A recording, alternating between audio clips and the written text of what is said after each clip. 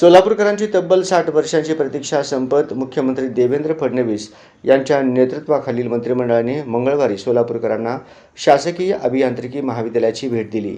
यंदाच्या शैक्षणिक वर्षापासूनच हे शासकीय अभियांत्रिकी महाविद्यालय सुरू करण्याचा निर्णय मंगळवारी झालेल्या राज्य मंत्रिमंडळाच्या बैठकीत घेण्यात आला. शासनाच्या या निर्णयामुळे आमदार देवेंद्र कोठे यांच्या पाठपुराव्याला यश आले आहे. या कामी पालकमंत्री जयकुमार गोरे यांची त्यांना खंबीर साथ मिळाली आहे. काही तांत्रिक कारणामुळे हा विषय रखडला होता. यानंतर आमदार देवेंद्र कोठे यांनी मुख्यमंत्री देवेंद्र फडणवीस यांची पत्रावर सही घेऊन पाठपुरावा सुरू केला होता. तसेच उच्च व तंत्र शिक्षण मंत्री चंद्रकांत पाटील यांची भेट घेऊन याबाबतची मागणी लावून धरली होती. विधानसभेत 3 ते 4 वेळा याबाबत राज्य शासनाकडे मागणी केली होती. या कामी पालकमंत्री गोरे यांनी आमदार देवेंद्र कोठे यांच्या प्रयत्नांना खंबीर साथ देत राज्य शासनाकडे वारंवार ही मागणी केली होती.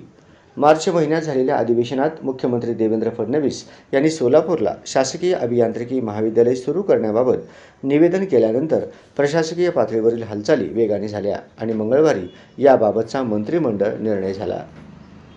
1966 साली सोलापूरसाठी मंजूर झालेले शासकीय अभियांत्रिकी महाविद्यालय कराडला नेण्यात आले. सोलापूरकरांनी अनेक दशके हे शासकीय अभियांत्रिकी महाविद्यालय सोलापुरातून सुरू व्हावे यासाठी प्रतीक्षा केली, परंतु इच्छाशक्तीच्या अभावी हे महाविद्यालय सोलापुरात सुरू होऊ शकले नाही.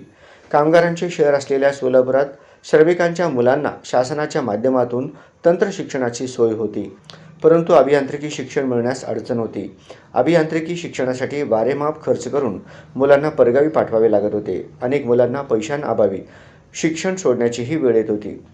मात्र मुख्यमंत्री देवेंद्र फडणवीस यांनी सोलापुरातच शासकीय अभियांत्रिकी महाविद्यालय सुरू करण्याचा निर्णय घेतल्यामुळे अभियांत्रिकीचे दर्जेदार शिक्षण घेऊन अनेक अभियंते सोलापुरात तयार होणार आहेत. विशेष म्हणजे सध्या सुरू असलेले तंत्र शिक्षणाचे अभ्यासक्रम बंद न करता त्याच जागेत अभियांत्रिकी महाविद्यालय सुरू करण्याच्या सूचना मुख्यमंत्री देवेंद्र फडणवीस यांनी केल्या होत्या.